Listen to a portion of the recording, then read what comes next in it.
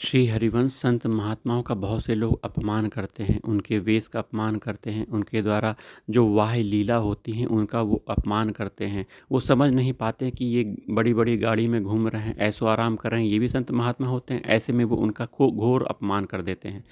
संत महात्माओं का अपमान करना बंद करो। आप उनकी आंतरिक स्थिति को नहीं समझ पा रहे हो।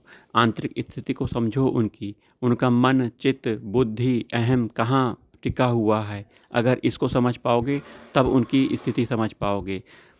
खूब भगवान का भजन करो, संत महात्माओं की शरण में हो जाओ। भगवान की कृपा हुई तो संत महात्माओं की आंतरिक स्थिति आपको पता लगेगी। सुनो, संत महात्माओं की आंतरिक स्थिति, उनका मन, चित्त, बुद्धि, अहंकार सब भगवान के चरणों में होता है। निरंतर भगवान का नाम का जाप करते हैं, निरंतर भगवान का चिंतन करते हैं, भगवान के आश्रित होते हैं, भगवान का भजन करते हैं, सत्संग करते हैं, सत्संग सुनते हैं और सभी लोगों का कल्याण चाहते हैं। भगवान की कथा के माध्यम से, भगवान की प्रेम लीलाओं के माध्यम से लोगों का कल्याण करते हैं, लोगों को उपदेश देते हैं कि सही मार्ग में चलो, सही रास्ता अपनाओ।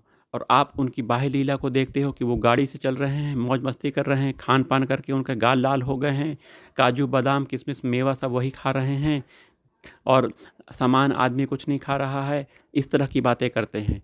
उनके जो गाल लाल हैं, तेज है चेहरे में, वो उनके ब्रह्मचर्य और आध्यात्मिक तेज की वजह से है, ना कि खान पान की वजह से है।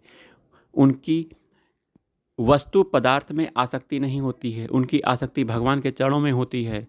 आप अपनी आसक्ति देखो, आपकी आसक्ति कहाँ है? धन में है, पुत्र में है, शरीर में है, स्त्री में है, संसार में है, पद प्रतिष्ठा में आपकी आसक्ति है।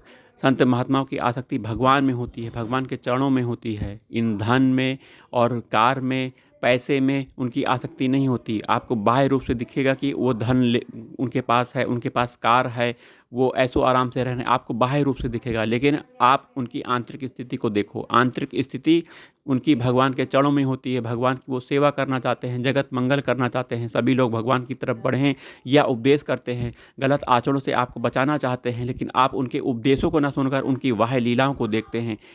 आप समझ जाओ, उनकी निंदा करना बंद करो, नहीं तो घोर आपको नरक प्राप्त होगा। भगवान भी आपको नहीं बचा पाएंगे। आपको महाकष्ट, महादुख प्राप्त होने वाला है यदि आपने संत महात्माओं की निंदा कर दी। क्योंकि भगवान के प्रिय होते हैं संत महात्मा, भगवान की बहुत प्रिय होते हैं, और भगवान के प्रिय का तुमने अपमान कर दिया तो तुम नरक, घोर नरक में जाओगे, नरक में पड़े रहोगे, कष्ट ही भोगते रहोगे, दुख ही भोगते रहोगे, और तुम्हारा कोई कुछ नहीं कर सकता। वो भगवान की कृपा से ही तुमको कुछ हुआ तो हुआ, नहीं तो तुम नरक में ही जाओगे। संत महात्माओं की निंदा करना बंद करो, बंद करो। राधा वल्लभ श्री हरि।